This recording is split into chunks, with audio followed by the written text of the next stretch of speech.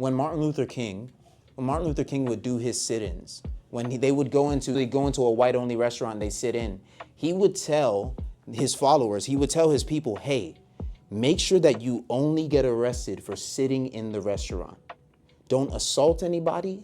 Don't speak harshly to anybody. Don't let them get distracted by anything other than what the problem is. Otherwise, what you're distracting them with will become the entire thing.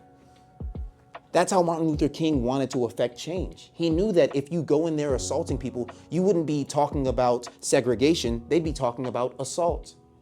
And a lot of people are foolish enough to think that assassinating a CEO will open a discussion about healthcare. No, we're talking about assassination. We're talking about killing people. If I had my gifts on my wrist, they be diamonds. If I had my soul on my feet, it be retro. Every time I hop on a beat, they like, let's go loco.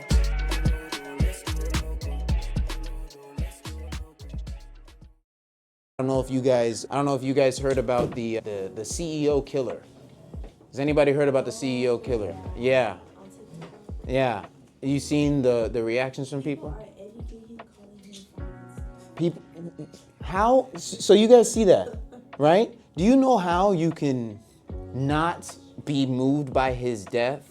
I mean, by him killing a man? You're not moved by it.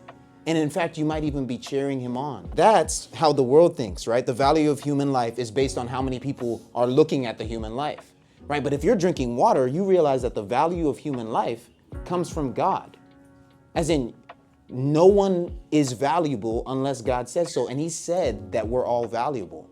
You guys know that if you base your value on those around you, you could become depressed. Like if everybody around you calls you trash, you could die from that. You can die from that. Yeah, depression's a real thing. If everyone around you, if you're basing your value on what people say to you and how much people value you, if you base your value on that, you can end up in a hole. It's godless people that say that CEO assassin did a good thing. You're godless. Because you don't fear God enough to know thou shalt not kill is a real thing. Just to speak more on that point, you guys know that when Martin Luther King would do his sit-ins, they would go into a white-only restaurant, they sit in, he would tell his followers, he would tell his people, hey, make sure that you only get arrested for sitting in the restaurant. Don't assault anybody.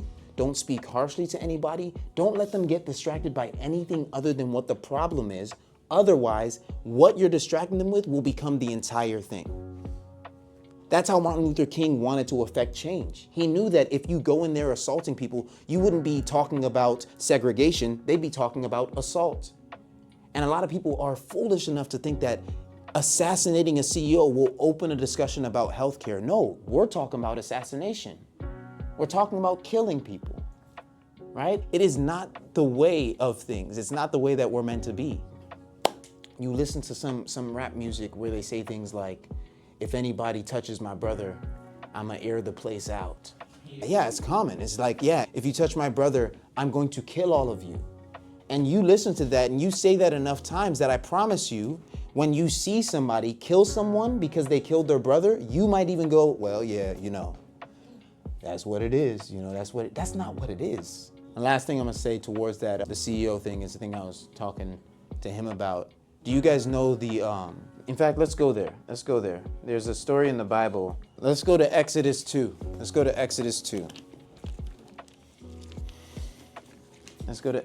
2, verse 11 to 12. One day when Moses had grown up, he went out to his people and looked on their burdens, and he saw an Egyptian beating a Hebrew, one of his people. He looked this way and that, and seeing no one, he struck down the Egyptian and hid him in the sand. So he kills this Egyptian man.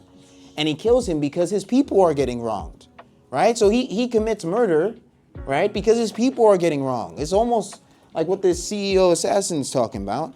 Let's continue. It says, when he went out the next day, behold, two Hebrews were struggling together, and he said to the man in the wrong, why do you strike your companion?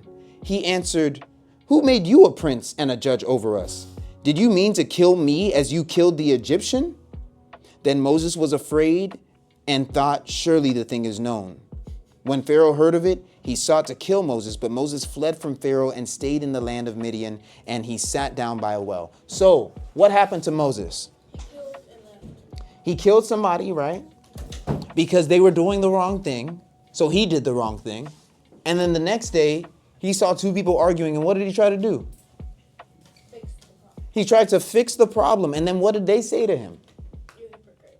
You killed somebody.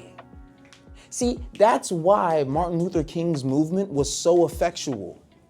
You guys could look up the videos of these people walking in the street peacefully and cops attacking them, blowing them with water hoses, dogs biting them and attacking them, and they did nothing. You know what that makes the people attacking them look like? The people in the wrong.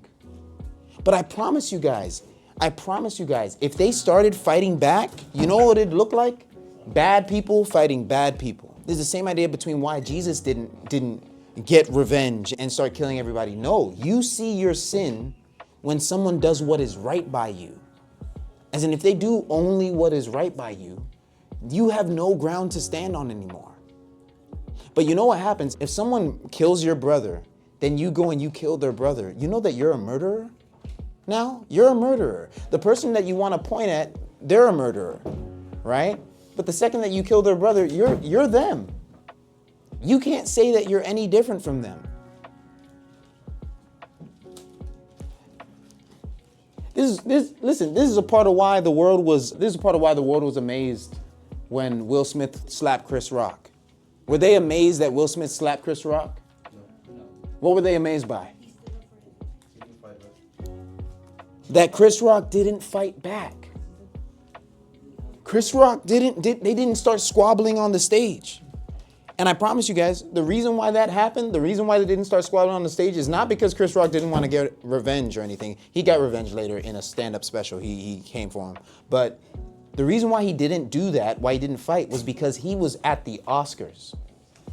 He was fixated on something higher than Will Smith. There was something more important than him.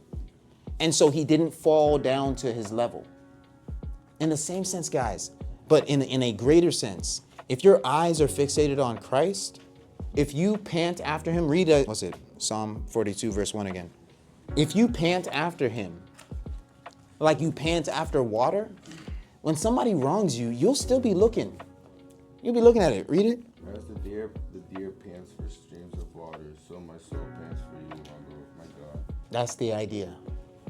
As a deer pants for streams of water, as in the same way that is all that it can see, that is all that it wants. That's how our dynamic with Christ is meant to be. As in, that's all I see, that is all I want. If someone slaps me, it's like I'm at something greater than the Oscars. God is watching me. God is watching me. Chris Rock was able to do that because the world was watching him. That's trash. Compared to God having his eyes on you, viewing you as his son. And if you view him as your father, it's like he's watching me. I can't do this lowly thing and sin against him. We're meant to pant after Christ like we pant after water.